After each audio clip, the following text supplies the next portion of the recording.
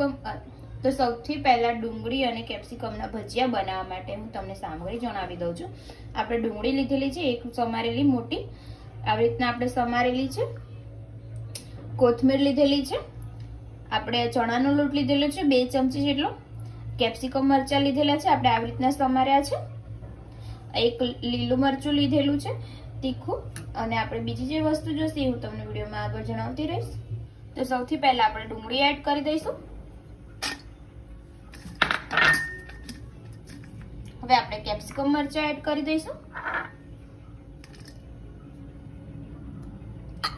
કોથમીર એડ કરી દઈશું,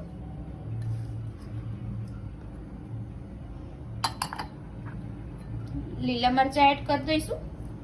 તમને તીખું વધારે પસંદ હોય તો તમે વધારે પણ નાખી શકો છો, મેં એક સમારેલું નાખેલું છે। લોટ એડ કરી દઈશું ચણાનો। હવે આપણે ઉપરથી 2 ચમચી ચોખાનો લોટ એડ કરી દઈશું।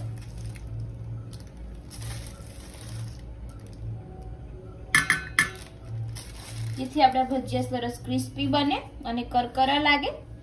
હવે આપણે સ્વાદ અનુસાર મીઠું એડ કરી દઈશું।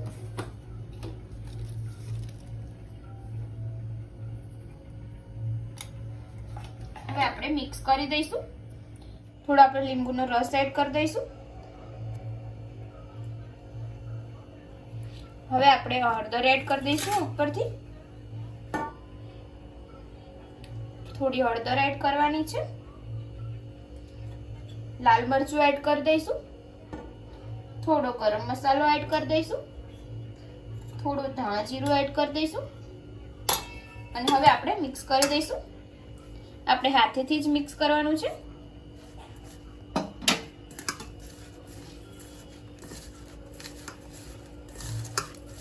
થોડું આપણે પાણી એડ કરીશું, આપણે બહુ પાણી એડ નથી કરવાનું, થોડું મેં પાણી એડ કરી દીધું છે। સરસ આપણે મિક્સ કરી દઈશું। આ સરસ આપણે મિક્સ કરી દીધું છે, તમે જોઈ શકો છો એકદમ જાડું જ રાખ્યું છે, આપણે બહુ પતલું નથી કર્યું, આ રીતના કરવાનું છે। અને હવે આપણે તળવા માટે મેં તેલ ગરમ થવા મૂકેલું છે અને તેલ પણ આવી ગયું છે, આપણે ચેક કરી લીધેલું છે। હવે આપણે અંદર ભજીયા નાખીશું।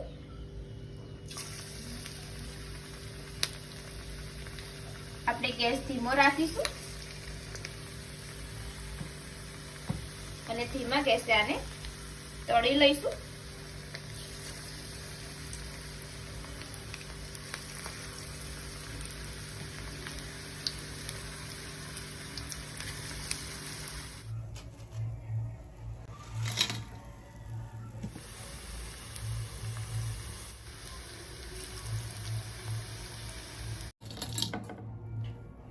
ડુંગળી અને કેપ્સિકમના ભજીયા રેડી થઈ ગયા છે, તમે જોઈ શકો છો બહુ જ ક્રન્ચી બન્યા છે।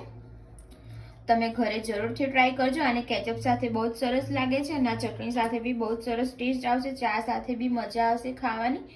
તો ઘરે તમે જરૂરથી ટ્રાય કરજો, અને તમને જો મારી આજની રેસીપી પસંદ આવી હોય તો વિડીયોને લાઇક કરજો, શેર કરજો, કમેન્ટ કરજો, અને મારી ચેનલને સબસ્ક્રાઈબ કરવાનું ના ભૂલતા। તો ચાલો હવે મળીએ આપણે એક નવા વિડીયો સાથે। જય માતાજી, જય શ્રી કૃષ્ણ।